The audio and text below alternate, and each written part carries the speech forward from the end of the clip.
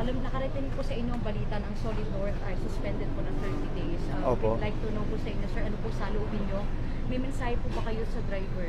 Ay, opo. Una po sa lahat, doon po sa driver, ay sa buong loob ko po, sa puso ko, isip ko, ay wala po akong sama ng galit o kahit kunting sa kanya na sumama ang loob ko, hindi po.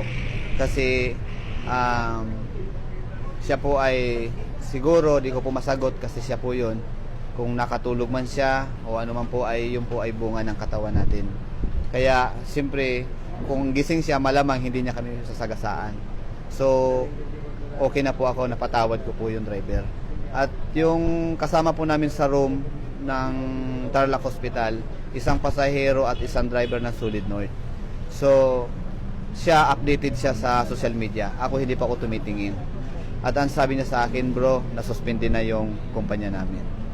Tapos bago ako umalis, kasi nauna ako na-clear sa kanila, na nag-request kasi ako ng i-pull out na, i-discharge na ako. Sabi niya sa akin, bro, may balita na isasara ang kumpanya namin. Kita ko, ramdam ko yung mukha niya. Sabi ko, bro, pag mayroon ako pagkakataong kahit kunti lang, sasabihin ko talaga ang nararamdaman ko. Ayaw ko pong ipasara ang Solid North kasi marami pong pamilya ang umaasa. Sa mga driver, may pamilya po yan. Sa mga sumasakay, kailangan po nila yan. Ang akin lang po, kung mayroong pagkukulang po yung kumpanya, kailangan lang pong kumpletuhin.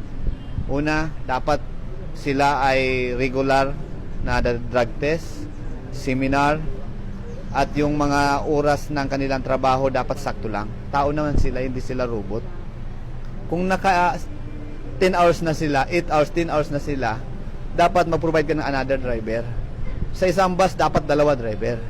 Kung talagang gusto nyo serbisyon ang taong bayan dahil sobra daming gusto umuwi sa kanya-kanyang pamilya, may mga lakad din sila, gusto nilang puntahan, di ba? Mag-provide ka 2 driver, 3 driver.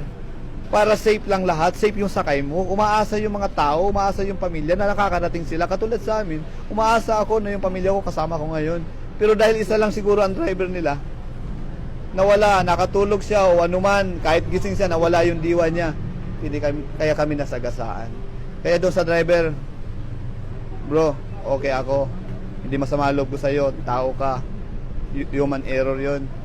Sa company naman, nawa pagpatuloy nyo ang inyong serbisyo. Kailangan natin yan, pero kumpletuhin lang po. Sumunod kayo sa LTO, sa LTFRB at sa rules and regulation ng kalsada. Pag may mga seminar na dumating sa inyo patungkol sa drugs, sa safety, kailangan sundin nyo para sa safety ng lahat. Maraming umaasa sa inyo.